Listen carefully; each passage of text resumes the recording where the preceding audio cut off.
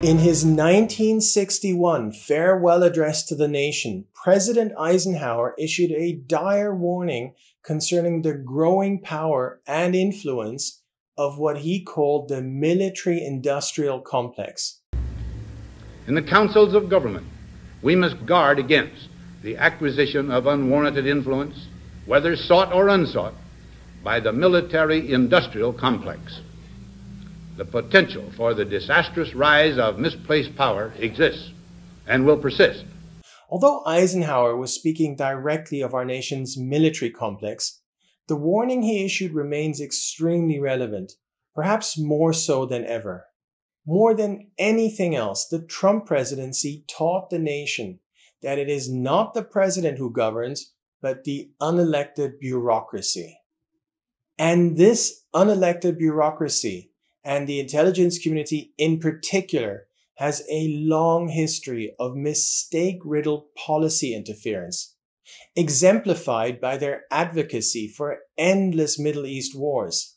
But the extent to which the intelligence community actually runs the country has only come to light in the past few years. What is often referred to as the deep state is perhaps more appropriately termed as the post-9/11 bureaucracy, a surveillance-driven apparatus. In the wake of 9/11, the national security bureaucracy was reorganized and greatly expanded. Under George W. Bush, the government bureaucracy grew by a whopping 14%. And if you don't count the military, that figure increases to 17%. And the trend only continued under Obama, who added another 10% to the federal employment payroll. All in all, between 2001 and 2017, federal civilian employment grew by almost 500,000. A majority of the new recruits were left-leaning, politically correct, university degree-holding conformists, a notably undiverse crowd of modern-day progressives. Well-known examples include corrupt FBI lawyer Kevin Kleinsmith, or alleged Ukraine whistleblower Eric Ciaramella, as well as Andrea Kendall Taylor, who drafted the intelligence community assessment on Russia collusion. There are also the higher-ups, like current de facto head of the DOJ, Lisa Monaco, former FBI Director James Comey, and current Undersecretary of State for Political Affairs, Victoria Nuland, who all rose through the ranks dramatically during the Bush and Obama presidencies. Unelected, progressive bureaucrats are in charge, and in recent years, they don't really bother to hide it. So, even in an area where the administration has carved out perhaps the most irresponsible position it could on an issue of global significance, nevertheless, you really can't resist the pressure of fact and science and I guess what the Breitbart crowd would call the deep state, but what many of us would call knowledgeable professionals who've given their lives to these things and actually know what they're talking about and come into the minister and say, here you go. So even on that worst of all issues, there's still a hope for continuity, at least in the deep state.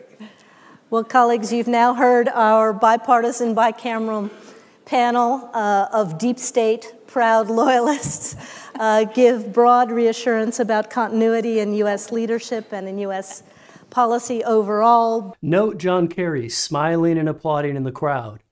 And while they are patting themselves on the back as they laugh, in a very real sense, they are also telling the truth. It is the unelected officials who run things in this country. The moderator of the event, Victoria Nuland, helped engineer a regime change in the Ukraine. Her role was exposed through a leaked conversation with the U.S. ambassador to the Ukraine, Jeffrey Pyatt, in which the two appeared to be discussing replacing Ukrainian President Yanukovych with opposition leader Arseny Yatsenyuk. So on that piece, Jeff, when I wrote the note, Sullivan's come back to me, VFR, saying you need Biden, and I said probably tomorrow for an attaboy and to get the deets to stick. So okay. Biden's willing. Okay. It was during this call that Nuland cited the need for Biden's intervention in Ukraine, that would coincide with Hunter Biden's sudden appointment to the board of directors of Burisma, one of the largest natural gas companies in Ukraine. And of course, it was Nuland who first received the early copies of the Steele dossier in early July 2016, which is right around the time that Susan Rice began showing increased interest in National Security Agency intelligence material, including unmasked Americans' identities. In a March 2, 2017 MSNBC interview, Obama's Deputy Assistant Secretary of Defense, Evelyn Farkas, another unelected bureaucrat who rose to a certain level of prominence during the Obama years, detailed how the Obama administration gathered and disseminated intelligence on the Trump team. The Trump folks, if they found out how we knew what we knew about the Trump staff's dealing with Russians, that they would try to compromise those sources and methods, meaning we would no longer have access to that intelligence. Note that Farkas said how we knew, not what we knew, a crucial distinction. The fact that she had left the Obama administration to work on Hillary Clinton's presidential campaign only made her comments that much more interesting. It was the desire to get Hillary Clinton elected, followed by the shock at her unexpected loss, and the growing hatred for Trump that led to the intelligence community exposing their intentions and methods throughout the Trump presidency. What started as a dirty campaign trick aimed at Trump soon morphed into a full-blown bureaucratic and agency effort to get Trump removed.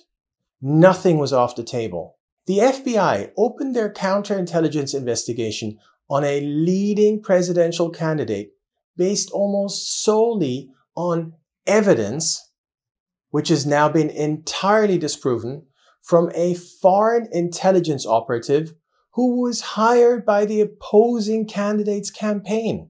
Then, in order to spy on the Trump campaign, the intelligence community lied to the FISA court, not only using Christopher Steele's fabrications, but adding their own made-up evidence as well.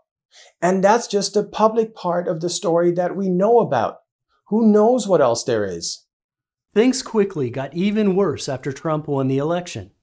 Under Brennan's lead, the intelligence community crafted a threadbare intelligence community assessment alleging that Putin had orchestrated Trump's election. The sole purpose of that assessment was to hang the specter of Russia collusion around Trump's neck, done so with the willing and complicit media. But that was just the beginning. Next, the intelligence community framed General Michael Flynn, resulting in his removal from the Trump administration.